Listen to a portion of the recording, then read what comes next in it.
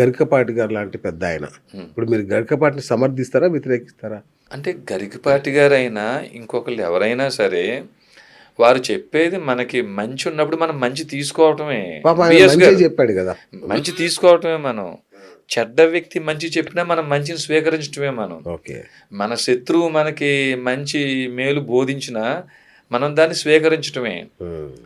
ఇంకో రెండోదేంటంటే ఈ గరికపాటి గారు, చాగంటి గారు లాంటి వారి యొక్క మౌనం అనేక అనర్థాలకు దారితీసిందండి. వారి మౌనమే. ఏ సమయంలో? ఏ చాలా సందర్భంలో? సమయాల్లో. మీ ఆంధ్రులకు సిగ్గు, శరం లేదు. మీ ఆంధ్రులకు మానం, అభిమానం లేదు. మీ జాతి రాక్షస జాతి. అంటే ఇప్పటికీ ఎదుర్కొంటున్నారనుకోండి, అది వేరే విషయం అండి. ఓకే. అట్లాంటి సందర్భంలో ఇలాంటి వారే ముందుకొచ్చి, అంటే ఎంతసేపు అమ్మ మీరు కాలికి మెట్లు పెట్టుకోండి, మెడలో మంగళసూత్రం వేసుకోండి, ఓ చున్నీ వేసుకోండి, ఓ పెద్ద జడ వేసుకోండి అని చెప్పేటువంటి వీరే కేసీఆర్ గారు లాంటి వారు అలాంటి విమర్శలు చేస్తున్న సందర్భంలో, నాయనా మరి మీకు తెలుసో తెలియదో మన భాష పేరు తెలుగు కాదు, మన భాష పేరు ఆంధ్రము. సంస్కృతము, ప్రాకృతము, ఆంధ్రము, అపభ్రంశము, శూలికోక్తి, పైశాచి, మాగధి, సౌరసేని అష్టభాషల్లో ఆంధ్రం ఒకటి. మీరు చెప్తున్న తెలంగాణ అనే పదం వాల్మీకి రామాయణ కాలంలో కానీ మహాభారత కాలంలో కానీ లేవు. సీతమ్మను వెతకడం కోసం ఆయన సైన్యాన్ని 4 దిక్కులా పంపినప్పుడు దక్షిణం వైపు చెప్పిన 16 దేశాలలో కౌశిక, పుండ్ర, పులంద, ఆంధ్ర, మలయాళ దేశాల పేర్లు ఉన్నాయి తప్ప మీరు చెప్తున్న తెలంగాణ అనే దేశమే లేదు, తెలంగాణ అనే ప్రాంతమే లేదు. త్రిలింగ తెలుగు ఆ పేరుతో మనకు తెలుగు భాష అయ్యింది, కానీ మన భాష పేరు ఆంధ్రము అని ఇట్లాంటి సత్యం కానీ ఆ రోజు బోధించగలిగి ఉండుంటే ఈరోజు వారికి అవకాశం ఉండుండేది కాదు కదండి. కాబట్టి వారు ఇంకా పండితులు, ఇంకా మూలం మీద దృష్టి పెట్టి, ఇప్పుడు ఉద్యోగం చేస్తున్నారు కొంతమంది అమ్మాయిలు, కొంతమంది వారికి చీర కట్టుకోవడానికి వీలు పడదండి.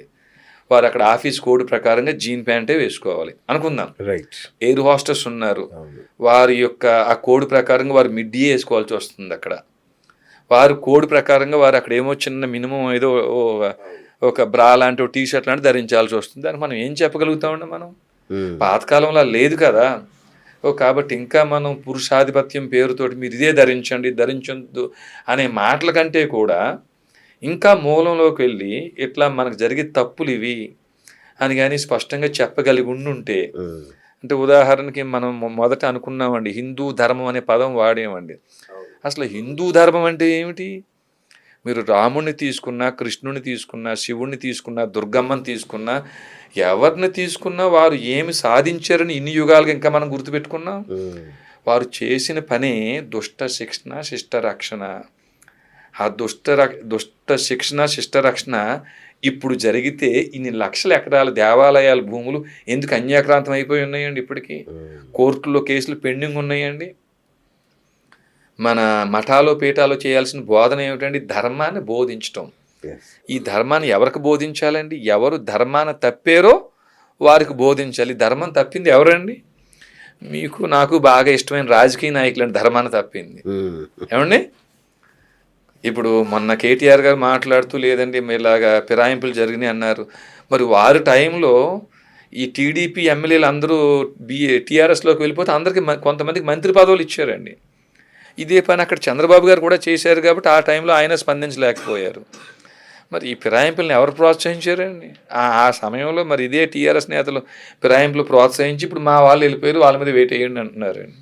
ఆ ధర్మాన్ని వాళ్ళే ఆచరించలేదు నాయన, మీరు చేసే తప్పు నాయన అని అప్పుడు ఆ కాలంలో మఠాలో పీఠాలు కేటీఆర్ మా శిష్యుడు, కేసీఆర్ మా శిష్యుడు, లేకపోతే చంద్రబాబు నాయుడు మా శిష్యుడు అని చెప్పుకునే పీఠాలో మఠాలు ఏమన్నా వారిని ఆదేశించడం కానీ బోధించడం కానీ చేసినాయండి.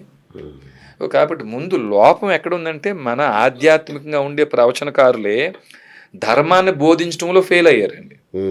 ఇంకా మొదట మీరు పదం వాడారు, అసలు ముందు మనకి ఇట్లా దాడులు జరుగుతున్నాయి అని చెప్పండి. మీరు చూడండి, క్రిస్టియన్స్ చాలా ఐక్యంగా ఉంటారండి, ముస్లిమ్స్ చాలా ఐక్యంగా ఉంటారని చాలామంది చెప్తారు. ఇప్పుడు ఐక్యంగా ఉంటారని చెప్పిన ఈ క్రిస్టియన్స్, ఆ ముస్లిమ్స్ ఒకప్పుడు హిందూ మతం నుంచి వాళ్ళ తాతగారు వాళ్ళ నాన్నగారు వారు వలస వెళ్ళిన వారేవారు, మతం మారిన వారే. మరి హిందూ మతంలో ఉన్నప్పుడు లేని ఐక్యత మతం మారగానే ఎందుకు వస్తుందండి అక్కడ? దీనికి కారణం ఏమిటండి? మీరు నేను మన హైందవంలో శివాది షణ్మతాల్లో హనుమంతుడి గుడికో లేకపోతే శివుడి గుడికో రాముడి గుడికో మనం వెళ్తే మనకు జరిగేది ఏమిటంటే అక్కడ మ్యాక్సిమం దర్శనం చేసుకోవటం, బయటికి రావడం, ఇంకా లేకపోతే ఒక అర్చన చేయించుకోవటం, లేకపోతే పూజ చేయించుకోవటం, మనం బయటకు వచ్చేయటం, ఇదే కదా జరిగేది. అంతే. కానీ మసీదుల్లో, చర్చిల్లో వారి మతాన్ని ఎలా విస్తరించుకోవాలి, ఐక్యంగా ఎలా ఉండాలి, ఎలా అన్ని మతస్థుల్ని మనం మతం మార్చాలి అని వారు చక్కటి ప్రణాళిక వేసుకుని బోధిస్తున్నారు. ఎవరు బోధిస్తున్నారండి? అక్కడి పాస్టర్లో, అక్కడుండే ముల్లాలో, ఇమాంలో, మౌలవీలో వాళ్ళు బోధిస్తున్నారు. మరి ఈ పని మన ఆలయాల్లో అర్చక పురోహితులు ఎందుకు చేయడం లేదు? ఈ పని అంటే మన దేవాలయాలన్నీ కేవలం పూజలు పునస్కారాల కోసం మాత్రమే ఏర్పడినాయా? అసలు రాముడికి మీకు సంబంధం ఏమిటండి? రాముడికి మనకున్న బంధుత్వం ఏమిటి? కృష్ణుడికి మనకున్న బంధుత్వం ఏమిటి? దుర్గమ్మకి మనకున్న బంధుత్వం ఏమిటి? ఆ క్షేత్రానికి మన గోత్రానికి ఉన్న సంబంధం ఏమిటి? ఈ బోధించాల్సిన బాధ్యత ఎవరిదండి? ప్రాంతీయ భావం కూడా పోతుంది వారు ఆ బోధన చేస్తే. ఓకే, చిన్న కనీసం బేసిక్ నాలెడ్జ్ కూడా మన ఆలయాల్లో మనకు లభించటం లేదండి. చాలా సులభంగా చెప్పేస్తాం మనం. రాముడు ఎక్కడ వాడు అంటే అయోధ్యలో జన్మించాడని చెప్తున్నామండి. కృష్ణుడు ఎక్కడంటే మధుర అని చెప్తున్నామండి. ఒక విమర్శ ఉందండి, అసలు రాముడు, కృష్ణుడు వీళ్ళందరూ క్షత్రియులు, విదేశాల నుంచి వలస వచ్చారు, మన దేశాన్ని స్వాధీనం చేసుకున్నారు, బ్రాహ్మణ, క్షత్రియ, వైశ్యులు ముగ్గురు కూడా ఇక్కడ వారు కాదు, ఎక్కడి నుంచో వలస వచ్చారని చెప్పేస్తున్నారండి. దాన్ని ఖండిస్తూ బోధన ఎక్కడ జరగాలండి? మన ఆలయాల్లో జరగాలి. మృగమదలామ శుభ నీతిల వర జటాయు మోక్ష ఫలదా. వాల్మీకి రామాయణంలో జటాయు శ్రీరాముడు సంభాషణ ప్రకారంగానే బ్రహ్మకు 14 మంది కుమారులు, అందులోకి ఆయన మరీచి కశ్యపుడు పుట్టాడు.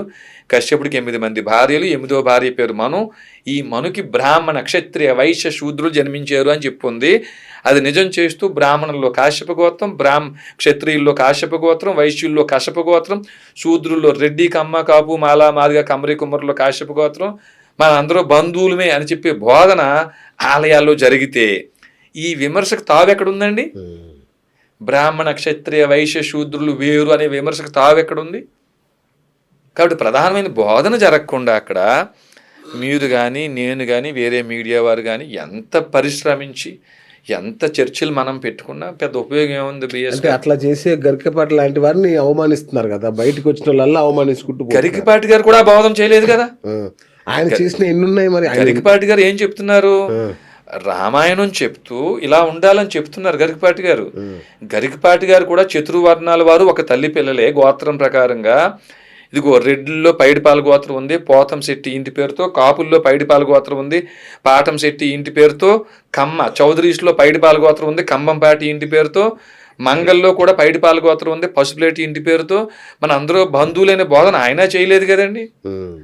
కాబట్టి ఇప్పుడు ఆయనైనా నేనైనా మనకు ఉండేటువంటి నాలెడ్జ్ పరిమితమైనది అయినప్పుడు మనం చేసే ప్రక్రియ ఏంటంటే సమాజంలో ఎక్కడ లోపం జరిగిందో ఆ లోపాన్ని సరిదిద్దటం కోసం బోధన జరగాలి.